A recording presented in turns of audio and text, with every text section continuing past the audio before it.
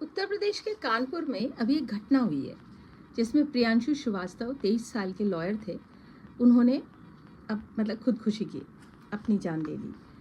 इस घटना के पीछे उन्होंने बहुत बड़ा लेटर लिखा और उन्होंने साफ साफ लिखा कि किस तरह मेरे पिताजी ने मुझे अब्यूज़ किया।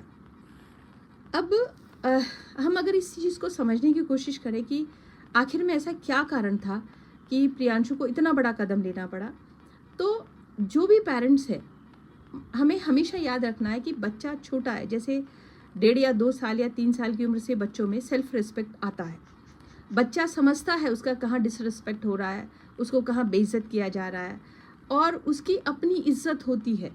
और जब हम बार बार उसको पब्लिक में इंसल्ट करते हैं, उसको बार बार आप बच्चे को कुछ भी कह देते। मैंने कई बार देखा कि रेस्टोरेंट में बैठे हुए थप्पड़ मार दिया अपने बच्चे को, स्कूल के बाहर खड़े हैं चांटा मार दिया, या मैंने कई जगह देखा है। किसी भी उम्र के बच्चे हो, आप अपने बच्चों को जब इस तरह ट्रीट करेंगे तो उनका सेल्फ रिस्पेक्ट बिल्कुल ख़त्म हो जाता है। वो इतना टूट जाता है बच्चा अंदर से कि वो उसको समझ में ही नहीं आता। और प्रॉब्लम ये होती है कि पेरेंट्स हैं तो बच्चा अलग भी नहीं हो पाता, क्योंकि उसकी कोई ऑटोनॉमी नहीं है, उसका कोई स्पेस नहीं है। तो हम मोस्टली ज़्यादातर लोग मैंने देखा है कि by default they are parents. Parenting is not simply just giving birth to children.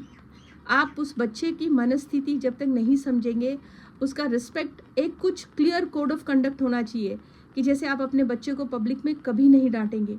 आपको जो भी कहना है जब घर में कोई नहीं है या अकेले में आप उससे बात करिए, और जब आप बात करते हैं तो आपको 10 बार माफ़ी भी मांगनी पड़ती है। आप भी गलत हो सकते हैं। बीइंग ए पेरेंट, ऐसा नहीं कि हम कभी गलत नहीं होते। हमें अपने बच्चों से उतनी ही बार माफ़ी मांगनी चाहिए। हमारा भी बाय डिफ़ॉल्ट गलत ब्रॉटअप हो सकता है।